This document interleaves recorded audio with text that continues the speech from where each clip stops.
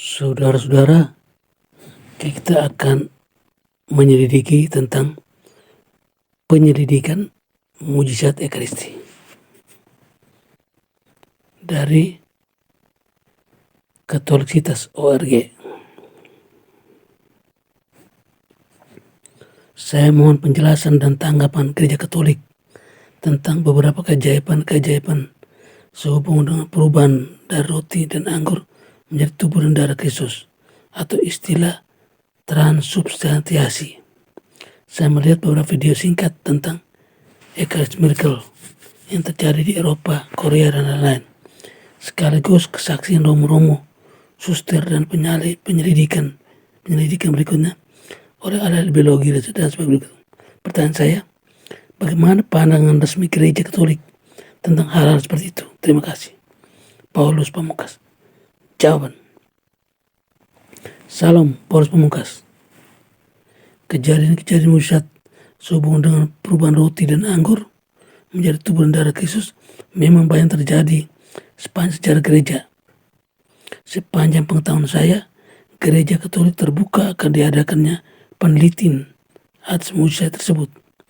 Salah satu mujizat yang terkenal dari Ekaristi tersebut terjadi sekitar abad ke-8 di Lanciano, Italia.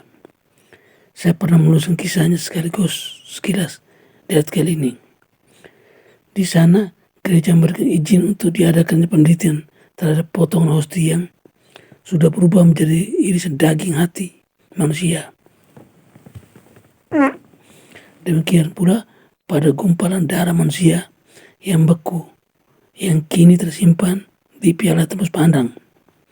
Fakta bahwa kedua spesimen itu tetap eksis dari abad ke-8 sampai sekarang, berarti sudah 12 abad, dan tidak busuk, padahal tanpa adanya bahan pengawet apapun. Sudah menjadi mujizat tersendiri. Mujizat-mujizat seperti ini tidak hanya terjadi 1-2 kali, tetapi banyak kali. Terjadi di banyak tempat di dunia, dan juga dicocokkan, misalnya sampel darah yang ada di Lanciano misalnya cocok juga dengan tipe darah yang teliti di kafan Turin. Ini adalah suatu fakta yang mestinya menjawab sikap skeptis dari para peneliti maupun juga umat beriman secara umum. Mujizat Ekaristi tidak hanya terlihat dari bukti spesimen potongan daging dan gumpalan darah beku yang sekarang masih eksis. Mujizat lain yang cukup menarik perhatian adalah misalnya adanya fakta bahwa ada orang-orang tertentu yang dapat hidup sampai bertahun-tahun hanya dengan memakan tubuh Kristus dalam Ekaristi tanpa makan lainnya. Berikut ini adalah sekilas ringkasan dari apa yang tulis oleh Frater M. Piotrowski, CSR, dalam majalah Love One Another. Eucharist Miracle in Life of Martha Robin. Kisah mujizat Ekaristi ini terjadi dalam hidup Martha Robin, seorang Katolik yang sangat taat dan beriman. Ia lahir tanggal 13 Maret 1902 di Châteauneuf de Gaulle, Prancis, di desa kecil Drôme, di lembah Rhône-Vallée.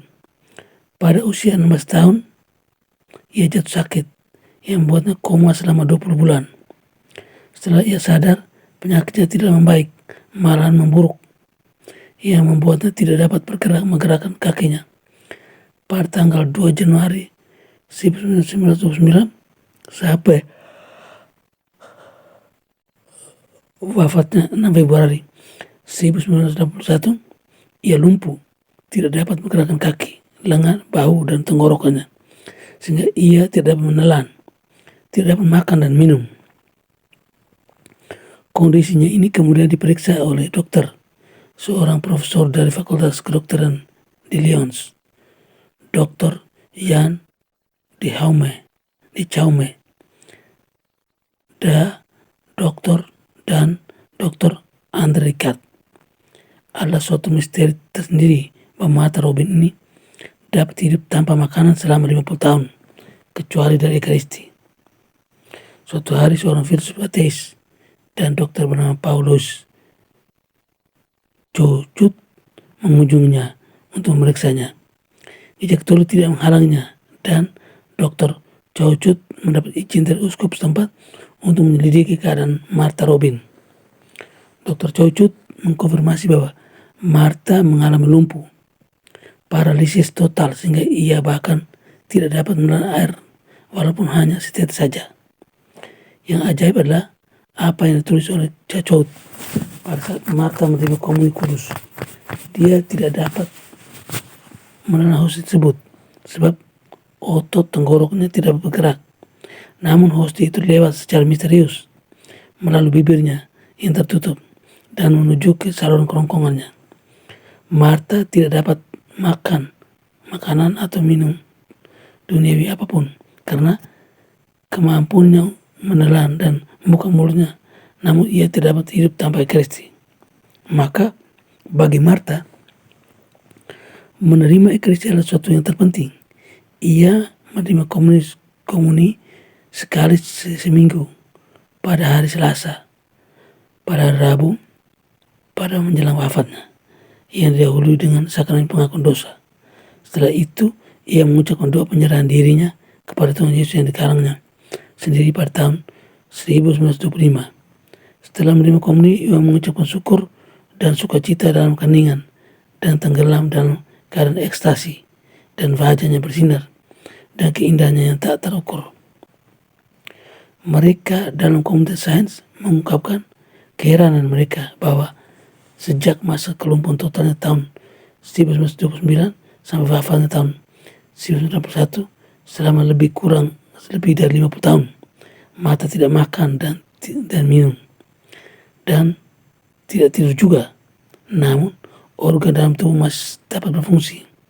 Ekaristi merupakan satu-satunya makanan yang menguatkan bagi Martha. Dengan mujizat ini, Yesus ingin menunjukkan kekuatan Ekaristi yang luar biasa.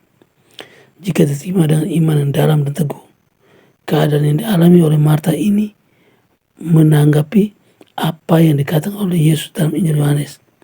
Aku berkata kepadamu, sesungguhnya jikalau kamu tidak makan daging anak manusia dan minum darahnya, kamu tidak mempunyai hidup dalam dirimu. Barang siapa makan dagingku dan minum darahku, ia mempunyai hidup yang kekal, dan aku akan bangkitkan dia pada akhir zaman. Martha Robin juga menerima karunia stigmata, yaitu kelima luka-luka Yesus pada tahun 1930. Sejak tahun 1931, secara teratur ia menerima karunia untuk turut merasakan penderitaan Kristus setiap hari Jumat dan mengalami sukacita kebangkitan Kristus pada hari Minggu pagi. Demikianlah ia mempersembahkan hidupnya untuk mendoakan ribuan orang yang mengunjungnya. Kata-kata sederhana yang keluar dari bibirnya, yang nyaris tidak dapat bergerak itu, dapat mengubah hidup orang yang mengunjunginya. Martha membawa banyak orang kepada Kristus melalui doa-doanya dan teladan hidupnya, bahwa tidak ada suatu penyakit, kesesakan, atau kuasa apapun yang dapat memisahkan kita dari kasih Kristus. Demikianlah kisah Martha Robin yang merupakan salah satu dari kisah mujizat Ekaristi. Gereja Katolik tidak pernah melarang diperiksanya keadaan atau bukti-bukti yang menunjukkan tentang keajaiban Ekaristi. Sebab jika itu rekayasa akan terlihat dengan sendirinya. Namun jika itu fakta, maka juga akan bersinar dengan nyata. Prinsipnya, Gereja Katolik tidak menghalang-halangi pemeriksaan apapun, karena percaya bahwa truth will speak for itself. Maka bagi orang yang sudah percaya, mujizat-mujizat tidaklah penting. Namun bagi orang yang memutuskan untuk tidak percaya, bahkan mujizat terbesar sekalipun tidak akan pernah cukup. Jadi akhirnya terpulang pada kita masing-masing bagaimana kita menyikapi. Sebab Tuhan juga tidak pernah memaksa. Semoga kita yang sudah percaya akan keadaan Kristus dalam Ekaristi dibimbing Roh Kudus sehingga kita dapat semakin menghayatinya. Semoga setiap kali kita menyambut Ekaristi, kita dapat juga menyebutkan doa ini, yang diucapkan oleh Matt Robin. Tuhan ada dalamku, Tuhan ada dalamku. Betapa dalamnya misteri ini. Oh Yesus, semoga suatu saat nanti kasih-Mu menyalakan aku. Bukan karena hasil usahaku, tapi karena rahmat-Mu. Tuhan, jika Engkau memberiku damai sejahtera dan kebahagiaan semacam ini, bagaimana indahnya nanti kebahagiaan di surga. Salam kasih dalam Kristus. Oke, terima kasih.